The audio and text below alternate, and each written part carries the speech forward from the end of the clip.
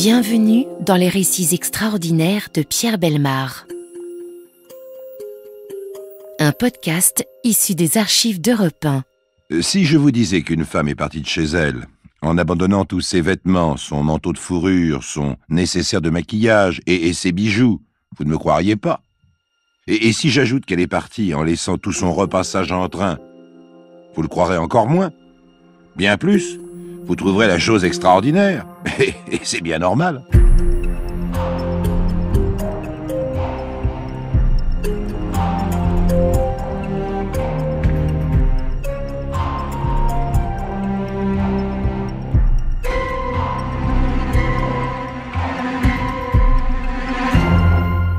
Donc une femme a disparu.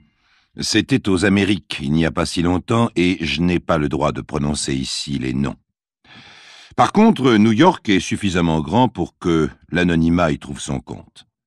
Nous sommes donc à New York, dans le quartier de Manhattan. Une femme marche dans New York, 2 jours à peine après l'assassinat du président Kennedy. Le monde entier a encore les yeux braqués sur ce petit film fascinant que les télévisions passent et repassent en le noyant de commentaires affolés. Un président, un homme jeune, meurt au ralenti dans toutes les vitrines des magasins, dans tous les halls d'hôtels, dans tous les snack-bars. Il meurt des millions de fois sur des millions de téléviseurs devant des millions de regards. Cette femme qui marche dans Manhattan, nous ne la verrons pas longtemps. Nous ne sommes même pas sûrs de la voir. Nous n'avons qu'un témoin, un marchand de journaux qui dit l'avoir aperçue sortant de chez elle et passer devant son kiosque. Il dit qu'il en est sûr. Si c'est le cas, nous avons 30 secondes de certitude. Mildred est sortie de chez elle. Ceci ne nous apporte rien, sinon une complication supplémentaire dans l'enquête ultérieure. Enfin, admettons que Mildred marche dans les rues de New York ce jour-là. Qui s'en inquiète? Son mari peut-être. Un drôle de mari. Une armoire à glace de mari. Un Allemand de 100 kilos. C'est Fritz. Il a 50 ans. C'est un ancien prisonnier de guerre. De France, il a gagné les États-Unis et plus ou moins changé de nom, mais pas de tempérament. Vous savez, il y a comme cela des êtres qui sont extérieurement et physiquement ce qu'ils sont intérieurement et moralement. Fritz est une brute, au visage lourd et aux membres épais. Il aime la violence, la cultive. Il l'exprime continuellement sous le moindre prétexte. Quand il demande à boire, c'est en tapant sur la table avec son verre. Quand il dit bonjour, c'est en cognant sur l'épaule de l'autre. Quand il rit, c'est un tonnerre. Et quand il parle, il gueule. Ah oui, ça, il gueule, il n'y a pas d'autre expression. Ce drôle de mari ne vit plus avec sa femme depuis plusieurs mois. Depuis une dernière et ultime bagarre conjugale. Il a fait sa valise et il a disparu dans New York. On est au courant de cette dernière bagarre dans l'immeuble où Mildred habite seule désormais. Pour simplifier, disons que Fritz a traité une dernière fois sa femme de putain, pardonnez-moi, et a disparu. Mildred mérite-t-elle ce petit nom assorti d'un grand P? Indiscutablement. Ancienne barman, prise à 20 ans dans l'engrenage de la prostitution organisée, Mildred a fait partie longtemps de cette corporation. Jolie, ronde, rousse et assez élégante, on ne l'a pas mise carrément sur le trottoir, mais elle a servi d'égérie à plus d'un gangster d'occasion. D'autre part, son métier de barmaid à Manhattan lui procurait des occasions qu'elle ne refusait pas, bien entendu. Alors est arrivé l'énorme Fritz. D'une poigne de fer, il s'est adjugé Mildred et a déclaré « Je t'épouse. Je te sors de ce milieu de pourri, je fais de toi une femme honnête. Tu m'aimes, tu m'obéis, et si je te vois avec un autre homme, je casse tout, et toi avec. » On ne peut guère être plus clair. Ce beau mariage dure cependant près de 10 ans. Mildred se range, Fritz ne boit plus. Et puis Fritz se remet à boire et à taper sur la table. Il soupçonne Mildred de relations extra-conjugales à tort ou à raison. Bagarre, scène à répétition, puis rupture. Mildred vit seule depuis près d'1 an. Et depuis près d'1 an, nul n'a revu le vilain Fritz à Manhattan. Au moment où s'ouvre ce dossier extraordinaire, nous sommes donc le 24 novembre 1963, 2 jours après l'assassinat du président Kennedy. Aucun rapport évidemment, si ce n'est l'ambiance particulière qui règne aux États-Unis à cette époque. L'appartement de Mildred est vide, mais vide de sa présence seulement. Les meubles sont là, ses vêtements aussi. La salle de bain présente le léger désordre habituel. La cuisine n'est pas rangée. Il y a des assiettes sales dans l'évier, une poubelle non vidée et sur la table, une pile de linge à repasser. Le fer est à côté, débranché. Le réfrigérateur est plein de victuailles. Un mois passe. La porte est enfermée à clé normalement, et aucun bruit, aucune odeur suspecte n'ayant attiré l'attention des voisins, on pense dans l'immeuble que Mildred est partie en voyage. Or voici que sonne à la porte un homme. C'est le frère de Mildred. Comme il n'a pas vu sa sœur depuis longtemps, qu'il n'en a pas de nouvelles, il vient voir comme ça en passant ce qu'elle devient. Pas de réponse. Alors il ouvre avec un double des clés qu'il possède depuis longtemps, du temps où il venait passer le week-end chez sa sœur, et il fait le tour de l'appartement. Il voit la vaisselle dans l'évier, le linge et le fer à repasser. Il pense que Mildred est sortie, il pense aussi que son mari est revenu, car sur la table à repasser, étalée bien à plat, il remarque une chemise d'homme au large col, un col de la dimension du cou de Fritz. Alors il repart et puis il revient quelques jours plus tard. Mais le décor n'a pas changé. « Tiens, se dit le frère, ma sœur en a eu marre. Elle a dû faire ses bagages. Fritz a dû revenir, les bagarres ont dû recommencer et elle est partie en claquant la porte. Elle a bien eu raison, ce type est impossible. » Il ne s'inquiète pas outre mesure. Mildred n'a jamais eu l'habitude de tenir sa famille au courant de ses déplacements. Même ce départ précipité ne lui apparaît pas comme anormal. Simplement, il va s'employer à débarrasser l'appartement petit à petit. Il évacue les meubles chez ses parents, disperse le linge, fait des cartons de tous les bibelots, bref, déménage, puisque l'appartement est en location et qu'il faut bien le libérer. Au bout de quelques mois, cependant, le frère de Mildred fait une demande de recherche dans l'intérêt des familles. Et c'est là qu'on s'aperçoit d'une chose troublante. Plus de Mildred, mais plus de Fritz non plus. On retrouve la voiture du mari abandonnée dans un quartier éloigné. Elle est là depuis longtemps. Ensuite, dans une consigne de gare, on retrouve une valise, celle de Fritz. La valise que Mildred lui avait préparée le jour de leur rupture, et on l'avait vu partir avec. Je vous rappelle que cette rupture se situe 1 an avant la disparition de Mildred. Rôle d'affaire. Fugue et double fugue. Ou suicide et double suicide. Ou enlèvement et règlement de compte. Meurtre et double meurtre. Espionnage. Une perquisition dans l'appartement est pratiquée sans grand espoir. Des enquêteurs le retrouvent dans l'état où l'a laissé le frère de Mildred, vide et sale.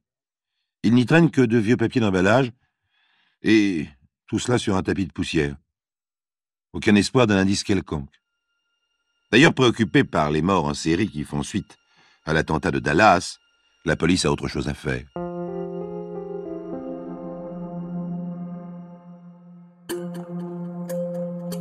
Les récits extraordinaires de Pierre Bellemare, un podcast Europe 1. Pour prendre l'enquête par un bout et retrouver au moins l'un des deux disparus, la police se décide à faire appel à la presse. Fritz, le mari, est l'objet principal de cette recherche, pour plusieurs raisons. On le soupçonne bien sûr, et aussi parce que sa piste est plus intéressante. Voiture, valise et 2 séjours dans des hôtels différents sous un nom d'emprunt. Chance pour la police, un homme reconnaît Fritz sur la photo parue dans les journaux. Par lui, on remonte jusqu'à une femme. C'est la maîtresse de Fritz. Et voilà Fritz, confortablement installé dans un appartement de West Side, chômeur. Il accueille les policiers avec un flegme étrange chez un violent tel que lui. Je vous attendais. D'ailleurs, je m'apprêtais à aller vous voir. J'ai lu les journaux, alors... Enfin, qu'est-ce qui se passe? Ce qui se passe? Eh bien, c'est bien entendu à lui de le raconter, sa version est simple. Il n'a pas revu sa femme depuis plus d'1 an, depuis leur fameuse rupture. Ce soir-là, il s'est rendu compte, dit-il, que Mildred avait repris son métier. Son sac était bourré d'argent et son corsage aussi. Alors, tout simplement, il lui a administré une dernière volée et puis il est parti. Qu'il ait profité de cet argent, c'est sûr. Mais, quand on est chômeur, fait pas toujours ce qu'on veut, hein. Qu'il ait abandonné sa valise à la consigne n'a rien d'étonnant. Une valise minable, avec pas grand-chose dedans. Qu'il ait habité dans un hôtel sous un autre nom, c'est sans importance, dit-il. Il a 2 noms, un Allemand et un Américain. Il se sert de l'un ou de l'autre sans y penser. Quant à sa voiture, il l'a abandonnée parce qu'il ne pouvait plus payer l'assurance. Et c'est vrai. Pourquoi y avait-il une chemise à lui dans l'appartement?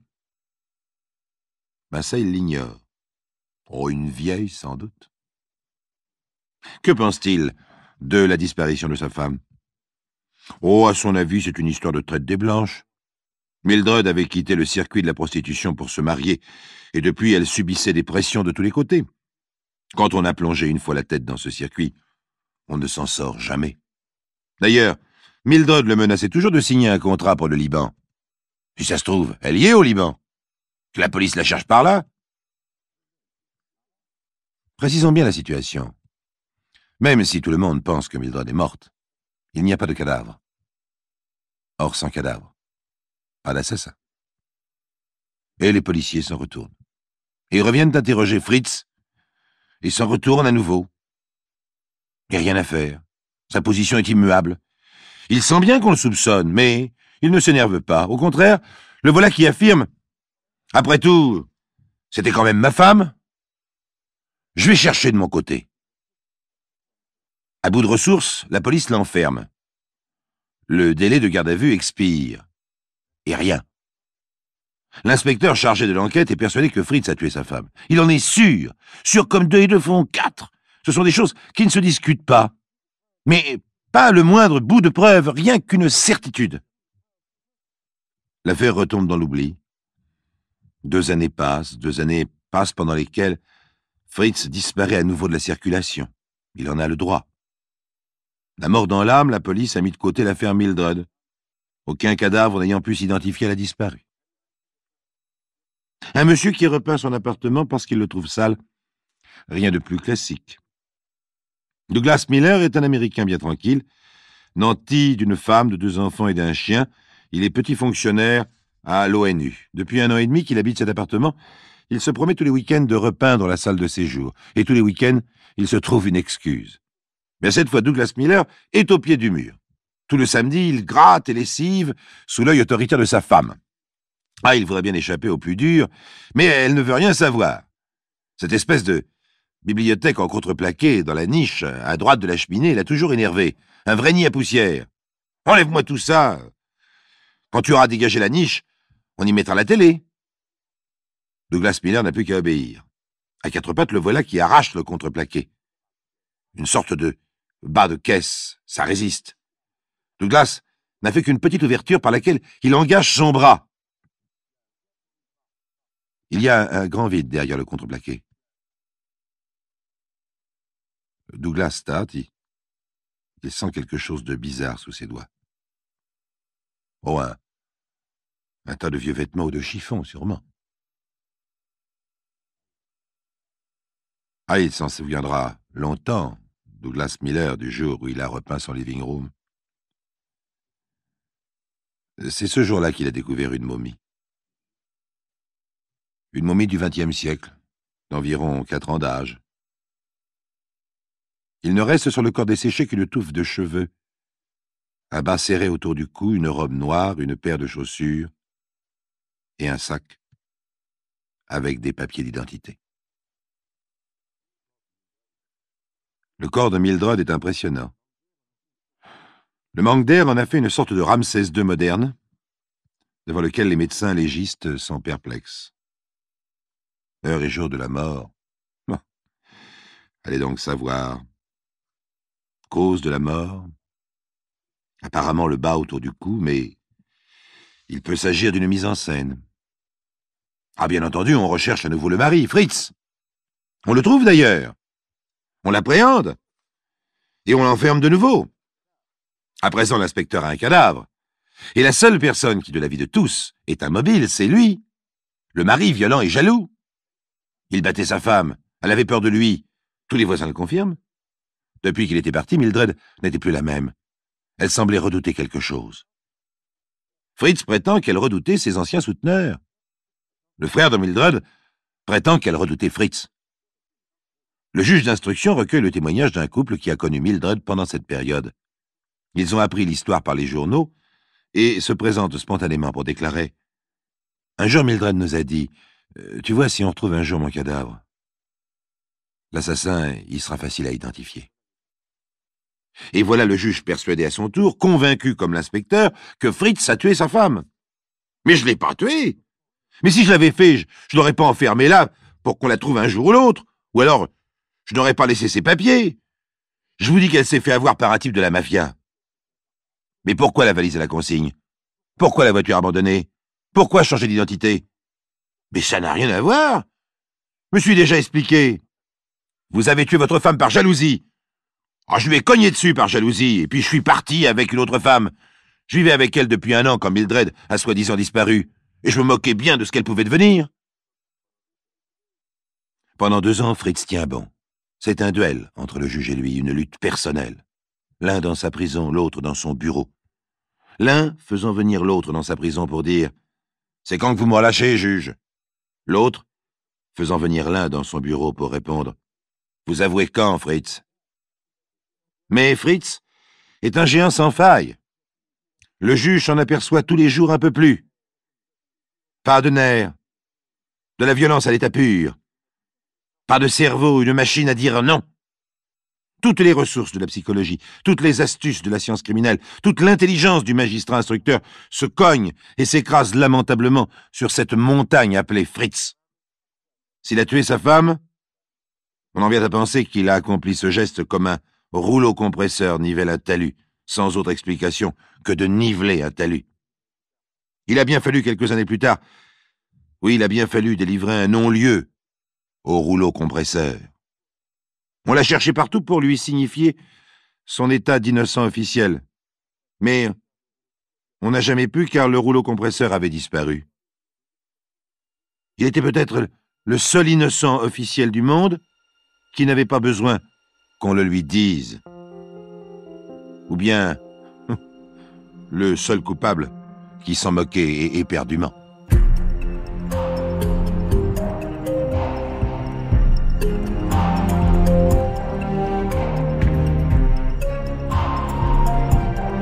Vous venez d'écouter Les récits extraordinaires de Pierre Bellemare, un podcast issu des archives d'Europe 1.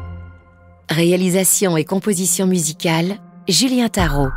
Production, Estelle Lafont. Patrimoine sonore, Sylvaine Denis, Laetitia Casanova, Antoine Reclus. Remerciements à Roselyne Bellemare. Les récits extraordinaires sont disponibles sur le site et l'appli Europe 1. Écoutez aussi le prochain épisode en vous abonnant gratuitement sur votre plateforme d'écoute préférée.